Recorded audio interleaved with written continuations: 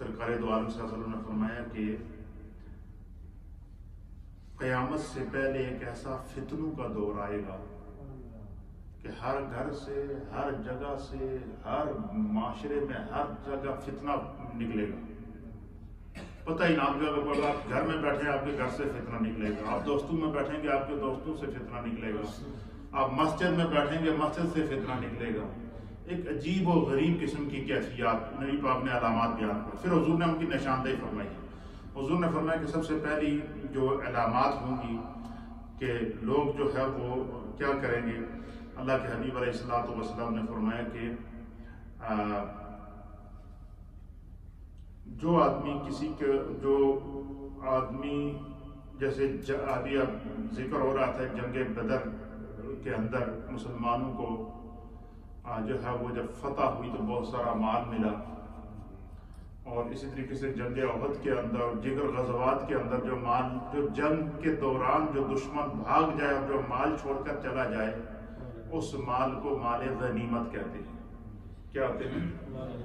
تو جب مال غنیمت بہت سارا جمع ہو گیا تو صحابہ کرام کے درمیان یہ آئی کہ اس مال کا مالک کون ہے. کسی نے کہا کہ میں اس کو لے لوں گا، کسی نے کہا یہ میں لے لوں گا، کسی نے کہا اس کو میں نے قبضے میں کیا. تو نبی اکرم صلی اللہ تعالیٰ علیہ وآلہ وسلم نے صحابہ کرام سے فرمایا کہ ابھی تم اس مال کو ہاتھ نہ لگاؤ، کیونکہ اس کے متعلق ابھی اللہ کی طرف سے کوئی حکم نازل نہیں ہوا. تو اگر کوئی حکم نازل ہوگا تو ہم اس کو اسی کے مطابق تقسیم کریں گے. اللہ تعالیٰ نے سورہ انفال نازل کیا، اور سورہ انفال کے اندر اللہ تعالیٰ نے مال غنیمت کے احکام کو بیان کر دیا. تو نبی اکرم صلی اللہ تعالیٰ علیہ وسلم نے فرمایا کہ اچھا مال غنیمت جو ہے یہ ایک مال ہے، یہ خدا کی طرف سے مجاہدین کے لیے تحفہ ہے. لیکن اب دیکھیں حضرت علیہ السلام نے فرمایا کہ جس کو مال غنیمت میں سے مال مل جائے، اس میں سونا بھی آ سکتا ہے، اس میں تلوار بھی آ سکتی ہے، اس میں اسلحہ بھی آ سکتا ہے، اس میں طرح طرح کی باتیں بھی آ سکتی ہیں. تو جب مال غنیمت میں سے جو ہے وہ تمہیں طرح طرح کا مال ملے تو پھر کیا کرے. حضور علیہ السلام نے فرمایا کہ مال جب انسان کے پاس آئے تو وہ اس پر تکبر نہ کرے، بلکہ اس کے پاس عاجزی آنی چاہیے. مال آنے پر کیا ہونی چاہیے؟ عاجزی ہونی چاہیے، انکساری ہونی چاہیے. تو بڑا تکبر مال کے اوپر نہ آئے. اور اسی طریقے سے نبی اکرم صلی اللہ تعالیٰ علیہ وسلم نے فرمایا کہ جو ہے وہ مال غنیمت کو ذاتی کمائی کبھی نہ سمجھنا. دوسروں کے مال کو جو بندہ اپنا ذاتی مال سمجھ کر اس پر اترائے تو حضور نے فرمایا کہ پھر انتظار کرو تم کسی نہ کسی آزمائش میں پڑ جاؤ. کسی نہ کسی آزمائش کوئی نہ کوئی آزمائش اگر تمہیں گھیر لے گی. اور دوسری چیز نبی اکرم صلی اللہ علیہ وسلم نے فرمایا کہ امانت کو لوگ غنیمت سمجھ بیٹھیں گے. مثلا کسی نے کسی کے پاس امانت رکھی، اچھا کوئی کسی کے پاس امانت تب رکھتا ہے کہ اس کو اس کے اوپر بھروسہ ہوتا ہے. ہر شخص امین ہے. حضور نے فرمایا کہ جو اپنے گھر کا مالک ہے وہ اپنی اولاد کا امین ہے، جو کسی ادارے کا مالک ہے وہ اس ادارے کا امین ہے، جو کوئی ادارہ چلا رہا ہے وہ اس ادارے کا امین ہے، جو حکومت چلا رہا ہے وہ حکومت کا امین ہے. فرمایا کہ ہر ایک کے لیے کوئی نہ کوئی اللہ نے امین مقرر کیا ہے. فرمایا کہ جس کے ذمہ جو چیز ہے وہ اس کے امین ہے، وہ اس میں خیانت نہ کرے. فرمایا جو لوگ امانت کو غنیمت سمجھ بیٹھے کہ امانت کسی نے رکھی تو خوش ہو گیا، چلو میرا تو کام ہو گیا ہے، جائے کھڈے. یہ ایسا ہوتا ہے ہمارے ہاں، یہ بہت بیماریاں پائی جاتی ہیں. کئی مسائل ہمارے پاس آتے ہیں کہ فلاں آدمی کے پاس ہم نے امانت رکھی تھی تو اب وہ بگڑ گیا ہے اور وہ نہیں دے رہا ہے، اور ہمارے اور اس کے درمیان گواہ بھی کوئی موجود نہیں ہے. ایسی صورتیں ہوتی ہیں یا نہیں ہوتی؟ اچھا کوئی بندہ کسی کو امانت دے، ہودار دے، پیسہ دے یا کسی کی مدد کر دے. کوئی لوگ ہوتے ہیں کہ جو بندہ چاہتا ہے کہ میں اس کی خفیہ طور پر مدد کر دوں، وقتی طور پر اس کا نظام چل جائے، تو اس کا نظام چل گیا، اس کے دن سیدھے ہو گئے اور ٹیڑھا ہو گیا. دل سیدھے ہوئے کسی کے برکت سے اور ٹیڑھا ہو گیا، واپس اسی کو جس نے نیکی کی تھی واپس اسی کے گلے پڑ گیا. تو حضور اللہ نبی علیہ الصلوۃ والسلام نے فرمایا کہ جس کے پاس امانت رکھی جائے وہ اس امانت کی حفاظت اس طرح کرے جس طرح اپنی جان کی حفاظت کرتا ہے. کیوں؟ اس لیے کہ اس شخص نے آپ پر بھروسہ اس لیے کیا ہے کہ اس نے آپ پر اعتماد کیا ہے. آپ پر اعتماد کر کے اس نے کیا کیا ہے؟ آپ پر بھروسہ کیا ہے. اور جب وہ اعتماد کر کے بھروسہ کیا ہے تو پھر کیا ہوگا؟ اللہ کے حبیب علیہ السلام نے فرمایا کہ امانت کو کبھی مال غنیمت نہ سمجھنا یا امانت کے اندر خیانت نہ کرنا۔ حضور نے فرمایا کہ جب تم اپنی امانتوں میں خیانت کرو گے تو یا تو تمہیں کوئی بیماری آ کے گھیر لے گی، یا تمہیں کسی آزمائش میں ڈال دیا جائے گا، یا تمہیں کسی فتنے میں مبتلا کر دیا جائے گا، تمہیں پتہ ہی نہیں چلے گا، تم آزمائش میں گرفتار ہو جاؤ گے۔ حضور نے فرمایا کہ اگر اپنے آپ کو کسی بھی مصیبت سے بچانا چاہتے ہو، کسی بھی آزمائش سے بچانا چاہتے ہو، کسی بھی تکلیف سے بچانا چاہتے ہو، تو اگر آپ کے پاس کوئی امانت ہو، یہ نہیں کہ بندہ کہے کہ میرے پاس کسی نے کوئی امانت نہیں رکھی ہے، نہیں، امانت یہ ہماری زندگی خدا کی امانت ہے۔ امانت کا مفہوم یہ نہیں کہ کوئی کسی کے پاس پیسے ہی رکھے تو وہ امانت ہے، نو، امانت یہ ہے کہ ہماری زندگی خدا کی امانت ہے۔ اللہ نے فرمایا زنا کے قریب نہ جاؤ اور بندہ زنا کرے، اللہ نے فرمایا شراب پینا حرام ہے، بندہ شراب پیے، امانت میں خیانت تو کر رہا نا زندگی کے اندر۔ اللہ نے فرمایا نماز تم پر دن رات میں 5 نمازیں فرض کر دی گئی ہیں، اذان کی آواز کان میں پڑ رہی ہے، ہمیں پرواہ نہیں ہے، یہ بھی امانت میں خیانت ہے۔ تو زندگی ایک خدا کی امانت ہے۔ اچھا، اس زندگی کے اندر آنے والے جتنے بھی امور ہیں ان کا تعلق واجبات سے ہے، ان کا تعلق فرائض سے ہے، ان کا تعلق سنن سے ہے، ان کا تعلق احکام سے ہے، ان کا تعلق حقوق سے ہے، ان کا تعلق فرائض سے ہے۔ ان تمام حقوق اور فرائض اور تمام امانتوں میں کیا ہوتا ہے؟ فرمایا کہ ہر وہ چیز جس کا انسان کو ذمہ دار بنایا گیا ہے وہ اس کا امین ہے۔ حضور نے فرمایا کہ امانت کو مال غنیمت نہ سمجھو۔ مال غنیمت کے مطلب کہ جو موڈ میں آئے، جو جی میں آئے کر بیٹھے، حلال حرام کی تمیز ختم ہو جائے، اور جائز ناجائز کی تمیز ختم ہو جائے، ممنوعات کی تمیز ختم ہو جائے، اور گناہ اور ثواب کی تمیز ختم ہو جائے، تو فرمایا کہ پھر فتنوں کا انتظار کرو، قیامت کا انتظار کرو، پھر تمہیں ایک کے بعد دوسری مصیبت تمہارا انتظار کر رہی ہے۔ یہ پہلی تھنگ نبی پاک صلی اللہ تعالیٰ علیہ وسلم نے بیان فرمائی ہے اس حدیث کے اندر کہ کیا کرے بندہ کہ وہ ہر وہ کام، امانت کا مفہوم یہ سمجھ لے کہ ہر وہ کام جو خدا نے اس کے ذمہ لگایا ہے وہ جب تک اس میں انصاف کرتا رہے گا وہ امین ہے، اور جب تک وہ اس کام میں اندر انصاف نہیں کرے گا تو وہ خائن کہلائے گا، وہ خیانت کرے گا اس میں۔ اب اس میں پیسہ بھی ہے، کسی نے آپ کے پاس پیسہ رکھا وہ امانت ہے، کسی نے آپ کو قرض دیا وہ امانت ہے آپ کے پاس، کسی نے آپ کے ساتھ نیکی کی وہ امانت ہے آپ کے پاس۔ اب نیکی کے بدلے میں نیکی کرنی چاہیے نا۔ ایک بندہ آپ کے ساتھ ہمارے ساتھ نیکی کر رہا ہے، جواب میں برائی کرے، مطلب یہ تو پھر خدا اللہ کے انعام اور اس کی نعمتوں کا انکار ہوا نا۔ اس لیے اللہ تعالیٰ فرماتا ہے کہ جب تمہارے پاس خدا کی طرف سے کوئی کرم آ جائے تو کیا کیا کرو، لَئِن شَكَرْتُمْ لَأَزِيدَنَّكُمْ، اپنے رب کا شکر ادا کیا کرو، اللہ اور اضافہ کرے گا۔ خدا صحت میں بھی اضافہ کرے گا، عزت میں بھی اضافہ کرے گا، دولت میں بھی اضافہ کرے گا، وقار میں بھی اضافہ کرے گا۔ اور دوسری چیز کیا ہے؟ حضور نے فرمایا کہ وَالزَّكَاةُ مَغْرَمًا، وَالزَّكَاةُ مغرمًا، نبی اکرم صلی اللہ تعالیٰ علیہ وسلم نے فرمایا کہ لوگوں کی سوچ یہ ہو جائے گی کہ وہ زکوٰۃ کو، اپنے مال سے زکوٰۃ نکالنے کو تاوان سمجھیں گے۔ کیا سمجھیں گے؟ تاوان سمجھتے ہو نا؟ تاوان کہتے ہیں کہ مثلا کوئی ڈاکو کسی کو اغوا کر لیتے ہیں، کیا کرتے ہیں؟ ڈاکو جب کسی کو اغوا کر لیں تو وہ ان کو پتہ ہوتا ہے کہ یہ فلاں امیر کا بچہ ہے یا کہ فلاں بڑا امیر بہت دولت مند آدمی ہے، تو اس کو وہ اغوا کر کے پھر اس کے خاندان والوں کو، اس کے والدین کو، اس کو جو اس کے تعلق والے ان کو فون کرتے ہیں کہ تہاڈا بندہ ساڈے قبضے وچ ہے تے تسی اتنا پیسہ دیو گے تے اسی اس نوں دیاں گے، ورنہ تانوں جو وہ اس بندے دی لاش ملے گی۔ یہ ہے، ہاں، اس کو تاوان بولتے ہیں اردو میں اس کو تاوان بولتے ہیں، عربی میں اس کو مغرمن کہتے ہیں، اور انگلش میں کیا کہتے ہیں؟ رنسم۔ تو یہ تو اب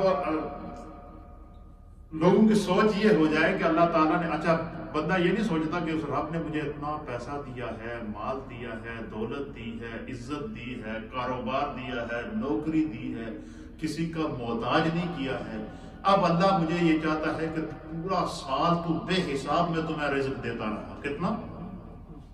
پورا سال بے حساب تمہیں دولت دیتا رہا، پورا سال بے حساب تمہیں رزق دیتا رہا، پورا سال بے حساب میں تمہارے ساتھ کیا کرتا رہا؟ تعاون کرتا رہا اور تمہاری عزتوں میں اضافہ کرتا رہا. اب اللہ چاہتا ہے کہ سال میں سے سال گزرنے کے بعد اپنا سارا کھا پی کے جو تواڈے کول بچیا ہے، جو کھا لیا اس کا کوئی حساب نہیں، جو خرچ کر لیا اس کا کوئی حساب نہیں، جو آپ نے مکان بنا دیا، بنگلہ بنا دیا، گاڑی خرید لی اور اس کے علاوہ جو ہے وہ اس کو اپنے اوپر انویسٹ کر لیا، جتنا تم جو جی چاہے تم نے خرچ کیا اپنے اوپر، اپنے بچوں کے اوپر، اپنے اولاد کے اوپر، اور جس طرح چاہا خدا نے تمہیں عطا کیا پورا سال. اب اللہ چاہتا ہے کہ سب کچھ پورا سال گزرنے کے بعد تو نے کھا بھی لیا، پی بھی لیا، بنا بھی لیا، گھر بھی بنا لیا، گاڑی بھی بنا لی، کاروبار بھی بنا لیا، اور جو ہے وہ اولاد کی شادیاں بھی کرا لی، اور اپنی مرضی کے ساتھ اپنی مرضی سے تو جو ہے گزارا بھی کر رہا ہے. اب سال گزرنے کے بعد جو تمہارے پاس بچا ہے، پورے سال میں کمائی کرنے کے بعد، کھانے کے بعد، پینے کے بعد جو تمہارے پاس بچا ہے، اس میں سے 100 میں سے 2.5% اللہ کے راستے میں نکال کے کسی غریب کو دے دے. کیا کر دے؟ کسی غریب کو دے دے. اور بندہ یہ کہے جی کہ میرے پیسے میں جو تو کمی آئے گی، یہ ہے. وہ فرماتے ہیں اللہ نبی پاک نے فرمایا کہ گویا اس بندے کی سوچ یہ ہے کہ میرے کو تاوان وصول کیا جا رہا ہے. فرمایا جو بندہ زکوٰۃ کو تاوان سمجھے، نبی پاک صلی اللہ علیہ وسلم نے فرمایا کہ پھر اپنی زندگی میں فتنوں کا انتظار کرو، اپنی زندگی میں مصیبتوں کا انتظار کرو، اپنی زندگی میں مصائب کا انتظار کرو، اپنی زندگی میں پریشانیوں کا انتظار کرو. اور پریشانیاں بھی ایسی ہوں گی، آگے اس حدیث کے اینڈ پہ حضور نے ان پریشانیوں کی نشاندہی بھی کی ہے. پر اس کا مفہوم یہ ہے کہ ایک پریشانی ختم ہوئی، اگے دوسری کھڑی ہے، وہ ختم ہوئی، اگے تیسری کھڑی ہے، وہ ختم ہوئی، اگے چوتھی کھڑی ہے، وہ ختم ہوئی، آگے 5ویں کھڑی ہے، 5ویں ختم ہوئی تو آگے قبر کا گڑھا موجود ہے. حتیٰ کہ قرآن حکیم فرقان مجید میں اللہ تعالیٰ فرماتا ہے الہاکم التکاثر حتیٰ زرتم المقابر، کہ مال کی بہتات نے، مال کی طلب نے، دنیا کی لالچ نے انسان کو اتنا بے خبر کر دیا، زکوٰۃ کی فکر نہیں، صدقے کی فکر نہیں، حلال حرام کی فکر نہیں، اللہ کے راستے میں خرچ کرنے کی فکر نہیں ہے، مال کا حق ادا کرنے کی فکر نہیں ہے، جان کا حق ادا کرنے کی فکر نہیں ہے، امانت کو ادا کرنے کی فکر نہیں ہے. حتیٰ زرتم المقابر، پھر اللہ تعالیٰ اس کو ایسی دوڑ میں لگا دیتا ہے کہ ایک پہاڑی سر کی تو دوسری، دوسری سر کی مصیبت کی تو تیسری، تیسری سر کی تو چوتھی، چوتھی سر کی تو 5ویں، اور 5ویں سر کی تو آگے حتیٰ زرتم المقابر. اس کے لیے قبر انتظار کر، قبر میں پہنچ جاتا. اور پھر قبر میں جب پہنچتا ہے تو نبی صلی اللہ علیہ وسلم نے فرمایا کہ جس بندے نے اپنے مال سے زکوٰۃ نہیں نکالی یا اللہ کے راستے میں اس مال کو حلال اور حرام کی تمیز نہیں کی، تو فرمایا وہ تو دنیا سے چلا جائے گا.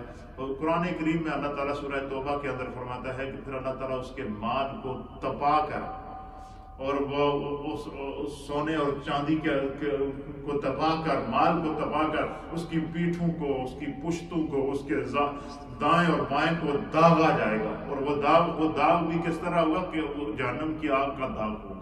اللہ تعالیٰ محفوظ رکھے. تو پہلی چیز کیا تھی کہ مال غنیمت کو جو ہے اس کے اوپر اترانا نہیں چاہیے، اس کو مال آ جائے پاس تو غرور نہیں کرنا چاہیے ورنہ ہلاکت ہے.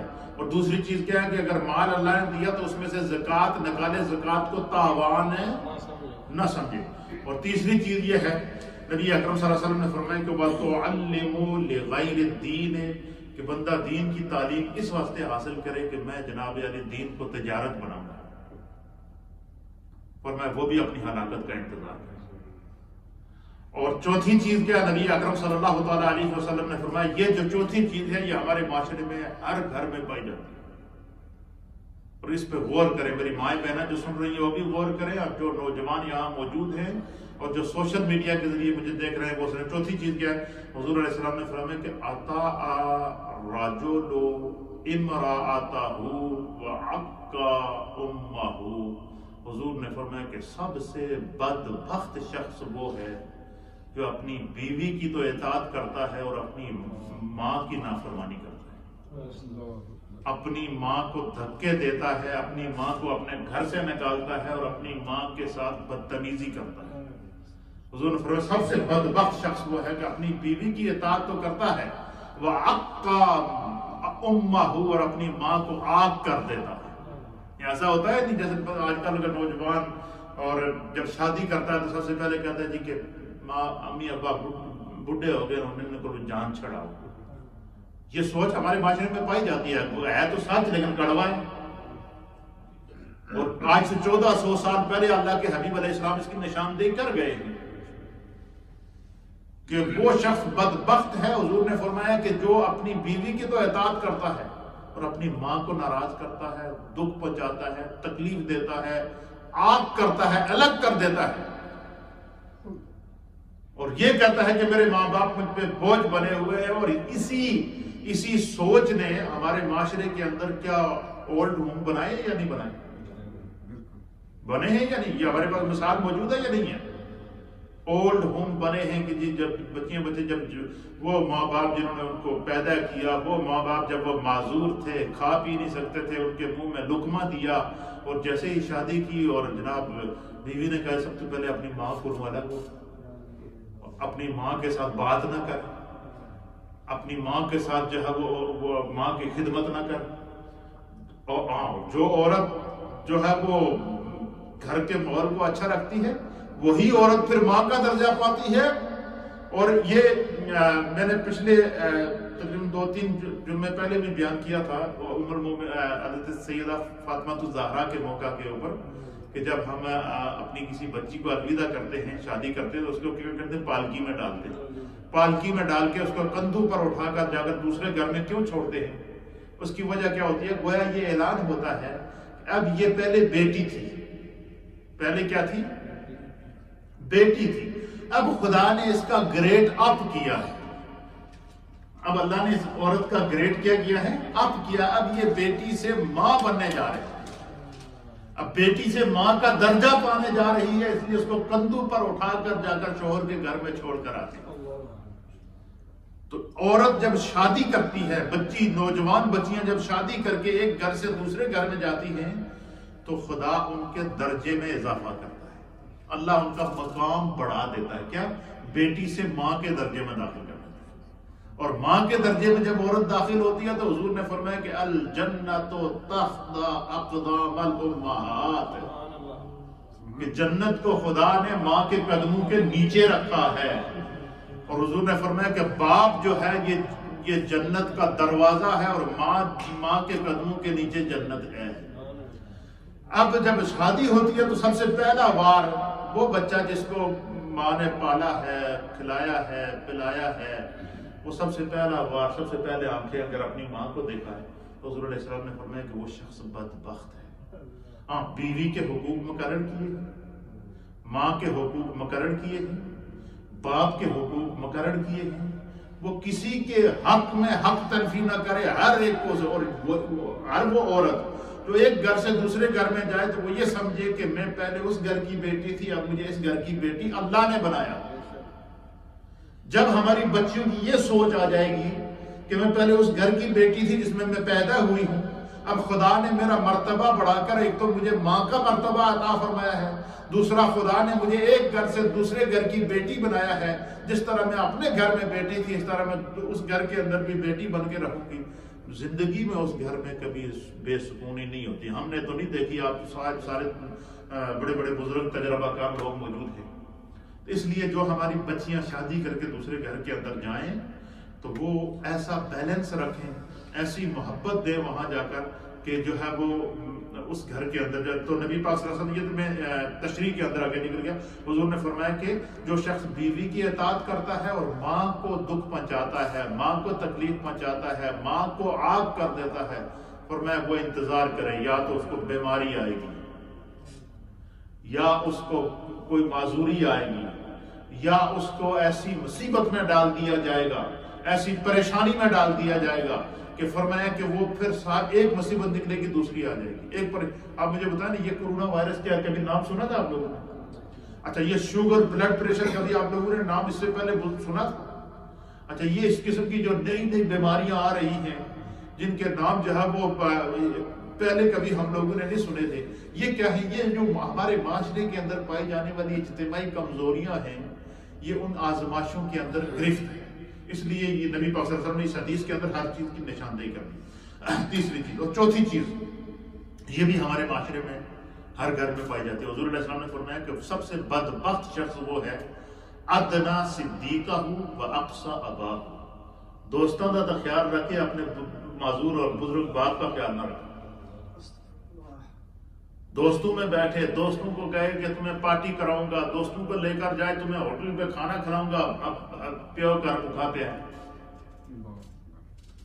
دوستوں کی ہر خواہش پوری کرے اور باپ کی یہ خواہش کہ میرا یہ بیٹا، یہ خدا نے میں نے دعائیں مانگ سے اللہ سے لیا تھا اور وہ باپ کی خدمت نہ کرے. فرمایا اس سے بڑا بدبخت شخص کوئی نہ ہوگا جو اپنے دوستوں کا تو خیال رکھتا ہے لیکن اپنے باپ کو جو ہے اگنور کر دیتا ہے. فرمایا وہ شخص نے بدبخت. اب دیکھیں اس میں بیٹی اور بیٹا، عورت اور مرد دونوں کے لیے ایک زندگی کا اصول میرے مصطفیٰ کریم نے بتا دیا. حضور نے فرمایا جو بندہ اپنے دوستوں کا خیال رکھتا ہے اور اپنے باپ کا خیال نہیں رکھتا، اور جو اپنے دوستوں کے ساتھ جو پارٹیاں اڑاتا ہے اور باپ گھر میں بھوکا بیٹھا ہوا ہے یا باپ کو اولڈ ہوم کے اندر چھوڑ کر آ گیا ہے، تو سرکار دو عالم صلی اللہ تعالیٰ علیہ وسلم نے فرمایا کہ پھر اس پر جو اللہ کی طرف سے عذاب آئیں گے وہ کیا ہے، وہ آگے اسی حدیث کے آخر میں بیان کیا، وہ میں بیان کر دوں. پہلے حدیث کا ترجمہ مکمل کروں. تو کتنی چیزیں ہوگی؟ 4 چیزیں ہوگی. اور 5ویں چیز کیا ہے؟ حضور علیہ السلام نے فرمایا کہ وہ لوگ بھی اپنی تباہی اور بدبختی کا انتظار کریں اور وہ کیا کریں؟ فرمایا کہ ظہارت الاسواق فی المساجد، جڑیاں گلاں باہر بھی نہیں کرنی آنیاں وہ بھی آن کے مسجد بھی گلاں کرنی. فرمایا مسجد میں بلند آواز سے باتیں کرنا، مسجد میں ایک دوسرے کو برا بلا کہنا، مسجد کے اندر شور شرابہ کرنا، مسجد کے اندر آ کر جھگڑے کرنا، مسجد کے اندر آ کر گالم گلوچ کرنا اور مسجد کے اندر شور شرابہ کرنا. اللہ کے حبیب علیہ السلام نے فرمایا ظہارت الاصوات فی المساجد، جو لوگ مسجدوں کے اندر بلند آواز سے گفتگو کرتے ہیں، مسجدوں کے اندر دنیاوی باتیں کرتے ہیں، مسجدوں کے اندر شور شرابہ کرتے ہیں، جڑے کم بار بھی نہ کرنے والے وہ بھی ان کے مسجد بھی کرن. اور جو وہ پھر حضور علیہ السلام نے فرمایا کہ وہ اپنے لیے پریشانیاں، مصیبتیں، مسائل کھڑے کر رہے ہیں اور وہ دن بہ دن ان کے لیے زندگی مشکل ہوگی. اس کی آگے نشاندہی کی حدیث کے آخر میں کتنی چیزیں ہو گئی جی؟ 5 ہو گئی. اور 6ٹھی چیز کیا ہے؟ 6ٹھی چیز نبی پاک صلی اللہ علیہ وسلم سات القبیلۃ فاسقہم، فرمایا کہ سب تو بدبخت قوم وہ ہے کہ جس نے کسی فاسق، فاجر، بدبخت شخص کو پورے جس گراں دے اندر جس شخص جو ہر شخص کہہ رہا ہے کہ یہ برا شخص ہے، یہ زانی ہے، یہ شرابی ہے، یہ بدکار ہے، اس کو بندہ اپنا سربراہ بنا لے، اپنا حاکم بنا لے. اور ہمارے ہاں بتائیں کہ یہ جو ووٹ کیا جاتا ہے، ووٹنگ ہوتی ہے، تو ہمارے ہاں یہ نہیں دیکھا جاتا کہ یہ کتنا نیک ہے، صالح ہے، یہ دیکھا جاتا ہے اس کا اثر و رسوخ کتنا ہے، یہ کتنا بڑا بدماش ہے، کتنی بڑی اس کی طاقت ہے، کتنی بڑی اس کی اپروچ ہے. حضور نے فرمایا فاسق اور فاجر انسان کو اور بدبخت اور بدکار انسان کو اپنا حاکم مقرر کرنا، اس کو ووٹ دے کر منتخب کرنا، فرمایا یہ خدا کی طرف سے وہ سزا ہے کہ پھر وہی بندہ تمہارا خون چوسے گا. اور ایسا ہے. اور فرمایا کہ جب کوئی قوم اجتماعی طور پر نافرمان ہو جائے، ایک حدیث کے مطابق اس کا مفہوم ہے کہ حضور نے فرمایا کہ جب قوم اجتماعی طور پر نافرمان ہو جائے، اجتماعی طور پر گناہ کرے، اجتماعی طور پر ظلم کرے، اجتماعی طور پر زنا کرے، اجتماعی طور پر جو وہ برے کام کرے، خیر اور شر کی جس قوم کے اندر تمیز ختم ہو جائے، تو فرمایا کہ قیامت سے پہلے اللہ اس کو ایک سزا دیتا ہے. وہ کیا؟ فرمایا اللہ اس پر ظالم حکمران مسلط کرتا ہے. خدا اس پر کیا کرتا ہے؟ ظالم حکمران مسلط کرتا ہے. اور وہ ظالم حکمران کیا کرتا ہے؟ پھر جو ہے وہ اس سے حساب و کتاب لیتا ہے اور پھر چیخ و پکار شروع ہو جاتی ہے. تو فرمایا کہ یہ بھی بدبختی کی علامات میں سے ایک علامت یہ ہے کہ جو ہے وہ ہم اچھا ووٹ میں انسان کو اختیار دیا جاتا ہے نا، لیکن اس کے باوجود ہم برادری دیکھتے ہیں، قبیلہ دیکھتے ہیں، ہم پارٹی دیکھتے ہیں، ہم تعلقات دیکھتے ہیں، اور بندہ چاہے کیسا ہی کتنا ہی برا کیوں نہ ہو، ہم نے اس کو منتخب کرنا کیوں جی فلانا شخص ناراض ہو جائے گا۔ اچھا فلانے شخص کی ناراضگی کا تو پاس ہے، لیکن خدا کی ناراضگی کا پاس نہیں ہے، اللہ کے رسول کی ناراضگی کا پاس نہیں ہے۔ آج مجھے بتائیں جو دیندار جماعتیں ہیں ان کو دہشت گرد قرار دیا جائے، جو اللہ اور رسول کا نام لے رہے ہیں، ناموس رسالت کی تحریک جلا رہے ہیں، ان کو دہشت گرد، وہ کلا دم، اور جو شرابی ہیں، جو لوگوں کا مال لوٹ کر جو ہے وہ ایک ملک سے اپنے ملک کو لوٹ کر دوسرے ملکوں میں بھرے ہوئے ہیں، وہ جناب آج کل ہمارے حکمران ہیں۔ تو یہ اجتماعی بدبختی تو ہے نا ہماری۔ یہ دیکھیے، اچھا یہ حدیث نبی پاک نے 1400 سال پہلے فرمائی تھی، 1400 سال پہلے میرے مصطفیٰ نے اس کی نشاندہی فرمائی ہے۔ پھر نبی اکرم صلی اللہ تعالیٰ علیہ وآلہ وسلم نے فرمایا کہ کتنی ہو گئی جی؟ 6۔ 7ویں چیز حضور علیہ السلام نے فرمایا کہ بندہ کسی انسان دی عزت اس خوف نال کرے کہ میں اگر اس دی عزت نہ کیتی تو یہ میرے تے ظلم کرے گا اور میں جو ہے وہ تنگ کرے گا، اور میں جو ہے وہ مجھے عزت بچانا اس سے مشکل ہو جائے گی۔ فرمایا کہ زبردستی کسی دی عزت کرنا اور وہ عزت کے قابل نہ ہو، تو فرمایا زبردستی جس کی عزت کی جائے اور وہ ظالم ہو، فاسق ہو، اور اس کے خوف سے اس کی عزت کی جائے، فرمایا کہ اس کے خوف کے بجائے خدا کا خوف دل میں رکھو۔ فرمایا جو خدا کا خوف دل میں رکھے گا اللہ تعالیٰ اس کو کبھی بھی رسوا نہیں ہو۔ اچھا یہ کتنی چیزیں ہو گئی؟ فرمایا کہ یہ 7 بیماریاں ہیں معاشرے کی۔ اچھا یہ 7 چیزیں کیا ہمارے اندر پائی جاتی ہے یا نہیں پائی جاتی؟ کوئی بندہ یہ نہیں کہہ سکتا کہ ہم امانت میں خیانت کرتے ہیں، ہم جو اپنے مالوں سے زکوٰۃ بالکل اس طرح نہیں ادا کرتے جس طرح ہمیں حساب کر کے نکالنی چاہیے، الا ماشاءاللہ بہت اچھے لوگ بھی ہیں جو کرتے ہیں، اور ہم مسجدوں میں باتیں کرتے ہیں۔ پھر اسی طریقے سے جو ہے وہ جب شادی کرتے ہیں ہمارے بچے تو سب سے پہلے اپنی ماں سے الگ، باپ سے الگ۔ کیا یہ بیماری گھر میں موجود ہے یا نہیں؟ پھر اسی طریقے سے جو ہے وہ ظالم اور فاسق کو ہم خود ووٹ دے کر منتخب کرتے ہیں، کیا یہ بیماری ہے یا نہیں ہے ہمارے معاشرے کے اندر؟ حضور نے فرمایا کہ جب اس طرح کی بیماریاں پائی جائیں تو پھر کیا کرنا؟ پھر سرکار دو عالم صلی اللہ علیہ وسلم نے فرمایا کہ ہاں 8ویں چیز حضور نے فرمایا وَشُرِبَتِ الْخَمُورُ، کہ شراب نوشی عام ہو جائے گی۔ شراب کو لوگ برا نہیں سمجھے گے، عام شراب۔ ہمارے بچے، نوجوان بچے، ان کے والدین فون کر کے بتاتے ہیں، اور مجھے سوشل میڈیا پر میسیجز آتے ہیں کہ ہم پریشان ہیں، ہمارا بچہ شراب پیتا ہے، ہم اسے منع کرتے ہیں، ہماری بات نہیں سنتا۔ حضور علیہ الصلوۃ والسلام نے فرمایا کہ جو مسلمان جوان ہو یا بوڑھا ہو، اس کو پتہ ہے کہ خدا نے شراب کو حرام کیا ہے، وہ شراب نہیں پی رہا، وہ جہنم کی آگ کو اپنے پیٹ میں ڈال رہا ہے، اس کی نہ دعا قبول ہوتی ہے۔ فرمایا کہ زمین بھی اس سے پناہ مانگتی ہے اس شخص سے۔ تو فرمایا کہ جو چیزیں جو شراب نوشی جو ہے وہ عام کر دیں گی، تو اللہ کے حبیب علیہ الصلوۃ والسلام نے فرمایا کہ پھر کیا ہوگا کہ جو ہے وہ تم جو ہے وہ قیامت کا انتظار کرو۔ اور پھر آگے سرکار دو عالم صلی اللہ علیہ وسلم نے اس کے بعد فرمایا کہ پھر کیا ہوگا؟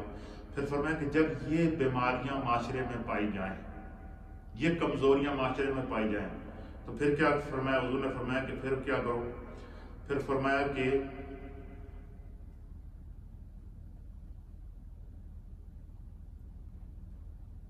فَلْيَرْتَقِبُ عِنْدَ ذَلِكَ رِيحًا خَمْرَاءُ زَلْزَلَةً خَسَفًا مَسَحًا قَذَفًا وَآيَاتٍ تَتَابَعَ كَنِظَامٍ بَالٍ قُطِعَ سِلْكُهُ فَتَتَابَعَ۔ اللہ اکبر۔ پھر حضور نبینا علیہ الصلوۃ والسلام نے فرمایا کہ جس معاشرے میں یہ 8 بیماریاں پائی جائیں اور وہ اس کا خیال نہ کریں تو پھر کیا کریں؟ فرمایا کہ پھر اللہ سرخ آندھی کا انتظار کرو، پھر سرخ آندھی کا انتظار کرو، زلزلوں کا انتظار کرو، زمین میں دھنسائے جانے والے عذاب کا انتظار کرو، شکلیں بگڑ جانے کا انتظار کرو، آسمان سے پتھر برسنے کا انتظار کرو۔ پھر فرمایا کہ جو ہے وہ مختلف قسم کی بیماریوں کے اندر گھرنے کا انتظار کرو، ایسا انتظار کرو کہ پھر جو ہے وہ ایک مصیبت آئے گی تو دوسری تمہارا انتظار کرے گی۔ آج مجھے بتائیں کہ آج ہم کتنی مصیبتوں سے گزر رہے ہیں، کتنی مشکلات سے گزر رہے ہیں، کتنے مصائب سے گزر رہے ہیں۔ اسی لیے قرآن کریم میں فرمایا، اللہ تعالیٰ نے فرمایا کہ وَلَا تُلْقُوا بِأَيْدِيكُمْ إِلَى التَّهْلُكَةِ، اپنے آپ کو اپنے ہاتھاں نال ہلاک نہ کرو۔ اس حدیث کا مفہوم جو ہے قرآن پاک کی یہ آیت ہے کہ اپنے آپ کو اپنے ہاتھوں سے ہلاک نہ کرو۔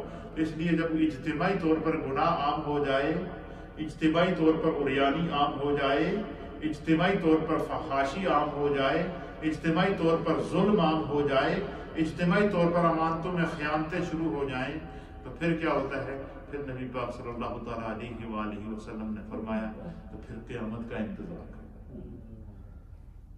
پھر قیامت کا انتظار کرو، اور پھر مال ادھر رہ جائے گا، دولت ادھر رہ جائے گی، سب کچھ ادھر رہ جائے گا۔ آج کورونا وائرس نے دنیا کو کیا سبق نہیں دیا، لیکن اس کے باوجود ابھی بھی ہم لوگ سنبھل نہیں رہے۔ اللہ تعالیٰ معاف فرمائے، اور اللہ تعالیٰ ان چیزوں سے، اس ایک حدیث کے اندر کتنے سبق ہیں ہمارے لیے، اور ایسے سبق ہیں کہ جو آج سے 1400 سال پہلے ہمارے غیب دان آقا ہر چیز کی نشاندہی کر گئے تھے، جس سے آج ہم گزر رہے ہیں۔ یہ ساری چیزیں ہمارے معاشرے میں پائی جاتی ہیں۔ کوئی بندہ یہ کہے کہ میں بھوت کا دھلا ہوا، ایک الگ بات ہے، وہ خود کو دھلا ہوا کہہ سکتا ہے، لیکن آج کا زمانہ بڑا مشکل ہے۔ ہر انسان اس کے اندر کوئی نہ کوئی کمزوری پائی جا رہی ہے۔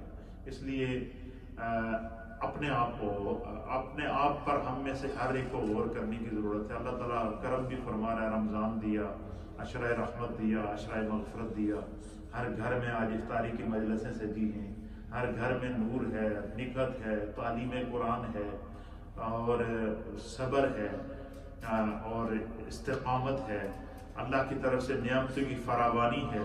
خدا ہمیں معاف فرمائے اور ہمیں ہر طرح کی کمزوری اور کوتاہی سے محفوظ فرمائے۔ تھوڑا سا ذکر کرتے ہیں، بسم اللہ۔ لا الہ الا اللہ، لا الہ